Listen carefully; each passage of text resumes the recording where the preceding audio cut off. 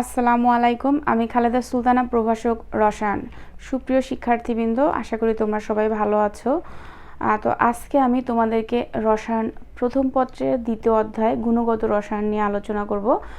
তো তার আগে তোমাদেরকে আমি একটা কথা বলতে চাই, সেটা হলো আমার লেকচারের প্রতিটি ভিডিও দেখার পর তোমরা অবশ্যই বাসায় ওই বিষয়বস্তু সম্পর্কে বইয়ে যে দেয়া আছে বিস্তারিত, সেই বিস্তারিতগুলো অবশ্যই একটু ভালোভাবে দেখে নিও, তাহলে আমার প্রতিটি লেকচারটা তোমাদেরকে বুঝতে সুবিধা হবে। তো চলো শুরু করা যাক। তো আজকে আমি যে বিষয়টি তোমাদের বোঝাবো সেটা হলো কোয়ান্টাম সংখ্যার ভিত্তিতে বিভিন্ন শক্তি স্তরে ইলেকট্রন সংখ্যা। কোয়ান্টাম সংখ্যার মান জানা থাকলে সেই কোয়ান্টাম সংখ্যার মান থেকে আমরা বিভিন্ন শক্তি স্তরে কিভাবে ইলেকট্রন সংখ্যা বের করতে হয় সেটি এই টেবিল থেকে আমরা জানতে পারবো। তো অবশ্যই এই লেকচার বোঝার আগে তোমরা আমার কোয়ান্টাম সংখ্যার চারটা কোয়ান্টাম সংখ্যার যে ভিডিওটি আছে বা লেকচার ছেড়েছিলাম, লেকচারের ভিডিও দিয়েছিলাম, সেটি অবশ্যই দেখে নেবে। তো চলো আমরা একটু দেখে নেই কি কি এখানে লিখেছি। প্রধান কোয়ান্টাম সংখ্যা n, সহকারী কোয়ান্টাম সংখ্যা l, ম্যাগনেটিক কোয়ান্টাম সংখ্যা m, অরবিটাল সংখ্যা, স্পিন কোয়ান্টাম সংখ্যা, ইলেকট্রন সংখ্যা উপস্তর এবং প্রধান স্তরে। তো এখন আমি একটা লিখেছি, দেখো প্রধান কোয়ান্টাম সংখ্যা n যখন 1, অর্থাৎ n এর মান 1 মানে কি প্রথম শক্তি স্তর।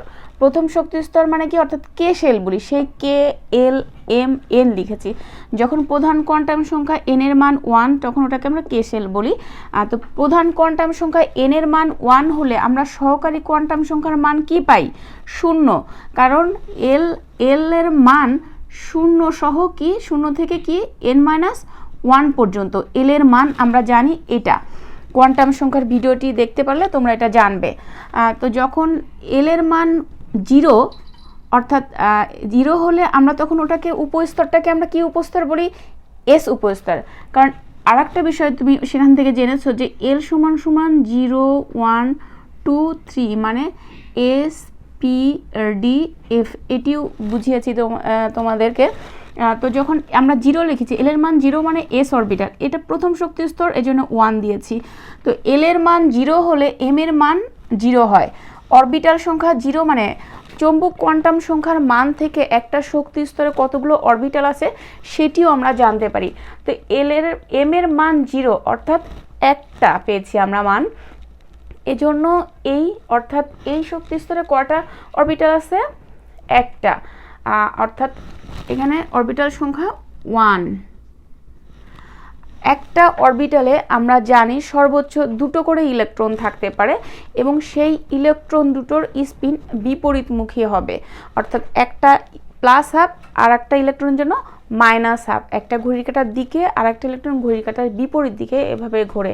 তো সেইটা দুইটা ইলেকট্রনের জন্য প্লাস হাফ, আর একটা ইলেকট্রন, প্রথমটার জন্য প্লাস হাফ, দ্বিতীয়টার জন্য মাইনাস হাফ। তাহলে এখানে উপস্তরে ইলেকট্রন সংখ্যা কয়টা হচ্ছে? 2টা। এই উপস্তরে আমরা ইলেকট্রন সংখ্যা 2 লিখেছি।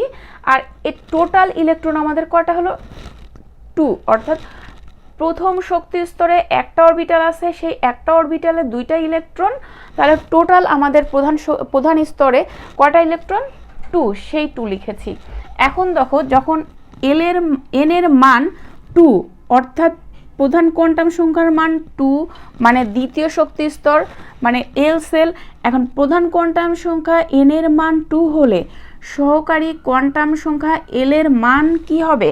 এল এর মান আমরা জানি 0 থেকে n-1 পর্যন্ত। তাহলে 0 দিলাম, 1 হলো, n-1 যেহেতু, তাহলে 0 আর 1 হয়। এখন যখন 0 তখন সেটাকে আমরা এস উপস্তর বলি, যখন এল এর মান 1 তখন সেটাকে আমরা পি উপস্তর বলি। দ্বিতীয় শক্তি স্তর নিয়ে কথা বলছি জন্য 2s এবং 2p এভাবে লিখেছি। এখন দ্বিতীয় শক্তি স্তরে এম এর মান কত? এম এর মান আমরা কি জানি? 0 সহ প্লাস মাইনাস এল, অর্থাৎ 0 সহ প্লাস মাইনাস কি এল, 0 সহ। তাহলে এখানে আমাদেরকে এটার জন্য যখন সহকারী কোয়ান্টাম সংখ্যা এল এর মান 0 ছিল তখন এটার জন্য আমরা এম এর মান 0 লিখি। সহকারী কোয়ান্টাম সংখ্যা এল এর মান যখন 1 তখন আমরা কিভাবে লিখলো +1 0 -1, কারণ এল এর মান আমরা এম এর মান কি জানি 0 সহ প্লাস মাইনাস এল। তাহলে এখানে আমাদের 2s অরবিটালে কয়টা অরবিটাল 1 আর 2p অরবিটালে কয়টা অরবিটাল এম এর কয়টা মান পেলাম 1 2 3 অর্থাৎ 3, কারণ এম এর মান থেকে কিন্তু অরবিটাল সংখ্যার মান পাওয়া যায়। এম এর এখানে 3টা মান মানে 3টা অরবিটাল, আর যখন 2s তখন অরবিটাল সংখ্যা কয়টা একটা মানে কি 2টা ইলেকট্রন থাকতে পারে, তার মানে এখানে +12 আর একটা ইলেকট্রনের জন্য -12। এখন আর এখানে যে 3টা মানের জন্য 3টা অরবিটাল, 3টা অরবিটালে কয়টা ইলেকট্রন থাকতে পারে 3 দুগুণ 6, তার মানে এখানে আমার +12 একটা ইলেকট্রনের জন্য কমা আরেকটা ইলেকট্রনের জন্য -12 লিখলাম, এটা এক জোড়া হলো। আমাদের এখানে 3টা অরবিটাল আছে, তাহলে আমি এখানে 3 দিয়ে গুণন করে দিব, অর্থাৎ 3 দুগুণ 6টা, এখানে 6টা ইলেকট্রন আছে। তাহলে এখানে আছে 2 আর এখানে আছে 6, তাহলে এই শক্তি স্তরে দ্বিতীয় শক্তি স্তরের টোটাল দুইটা যে উপস্তর আছে 2s এবং 2p, সেই 2s এবং 2p অরবিটালের টোটাল ইলেকট্রন কত 8, তাহলে প্রধান স্তরে টোটাল 8টি অর্থাৎ 8টি ইলেকট্রন রয়েছে। তো দ্রুপ আমরা প্রধান কোয়ান্টাম সংখ্যা যখন n এর মান 3 অর্থাৎ তৃতীয় শক্তি স্তর n = 3 হলে m সেল এবং l এর মান কি হয় n = 3 হলে l এর মান 0 সহ 0 থেকে n-1 পর্যন্ত, তারপরে 0 1 2 অর্থাৎ 0 থেকে n-1 পর্যন্ত। যখন 0 তখন এটা s, যখন 1 সেটা p, যখন 2 সেটা sp d। এল এর মান 0 হলে s অরবিটাল আমি এখানে লিখেছি, এল এর মান 1 হলে সেটা p অরবিটাল, এল এর মান 2 হলে যে d অরবিটাল লিখেছি। আমরা এল এর 3টা মান পেয়েছি, 3টা উপস্তর, সেই উপস্তর লিখেছি sp। এবার তৃতীয় শক্তি স্তর নিয়ে কথা বলছি জন্য প্রতিটার সামনে আমাদের 3 দিতে হবে, অর্থাৎ তৃতীয় শক্তি স্তর 3s 3p। তৃতীয় শক্তি স্তরে তাহলে কয়টা অরবিটাল পেলাম 3s 3p 3d। এখন s এর 3s অরবিটালে m এর মান 0, 3p অরবিটালে m এর মান 1 0 -1 এবং 3d অরবিটালে l এর মান আমরা কি পেয়েছিলাম, এখানে l এর মান ছিল 2, তাহলে +2, +1, 0, এরপর মাইনাস থেকে আবার শুরু -1 -2। তাহলে এখানে আমরা অরবিটাল সংখ্যা কয়টা পেলাম, m এর একটি মান মানে একটি অরবিটাল, এখানে 3p এর ক্ষেত্রে m এর 3টি অরবিটাল মানে 3টা অরবিটাল, এখানে 5টি মান পেয়েছি, তার মানে এখানে 5টি বা 5 অরবিটাল সংখ্যা 5। আর প্রতিটি অরবিটালে 2টা করে ইলেকট্রন থাকতে পারে, যেহেতু এখানে একটা অরবিটাল, তাহলে এখানে আমি +12, -12 2টা ইলেকট্রন লিখলাম। একটা অরবিটালে 2টা ইলেকট্রন থাকতে পারে, সেই 2টা ইলেকট্রন লিখেছি। এবার এখানে 3 দিয়ে +12 অর্থাৎ 3 জোড়া -12 লিখলাম, অর্থাৎ 6টি ইলেকট্রন। তাহলে 5টা অরবিটাল হলে 5 দুগুণ কটা 10টা ইলেকট্রন থাকতে পারে। তাহলে এখানে আমরা 5 দিয়ে গুণন দিলাম +12, -12 5 জোড়া মানে 10টা। আর এখানে যেহেতু 2 ইলেকট্রন, এখানে 3 দুগুণ 6, এখানে 10 10টা ইলেকট্রন টোটাল ইলেকট্রন এই শক্তি স্তরে টোটাল কটা ইলেকট্রন 18 অর্থাৎ 18টি।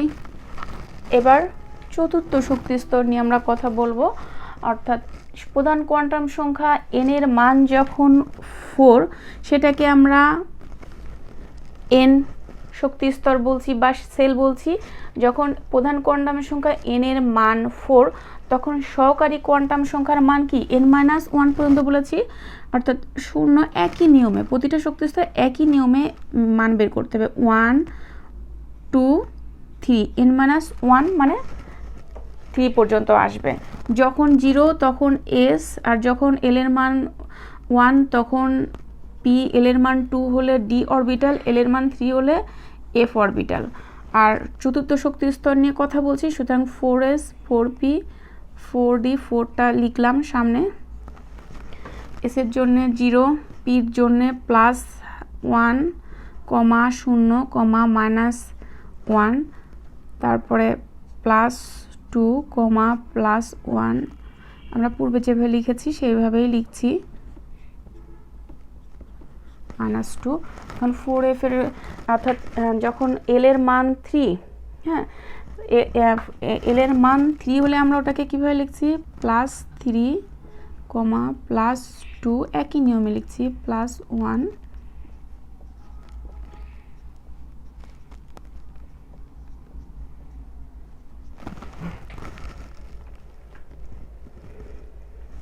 এখন দেখো এখানে অরবিটাল সংখ্যা 1, এখানে অরবিটাল সংখ্যা 3, এখানে অরবিটাল সংখ্যা 5, এখানে অরবিটাল সংখ্যা 7, অর্থাৎ এখানে m এর আমরা কয়টা মান পেয়েছি, 1 2 3 4 5 6 7, 7টি অরবিটাল।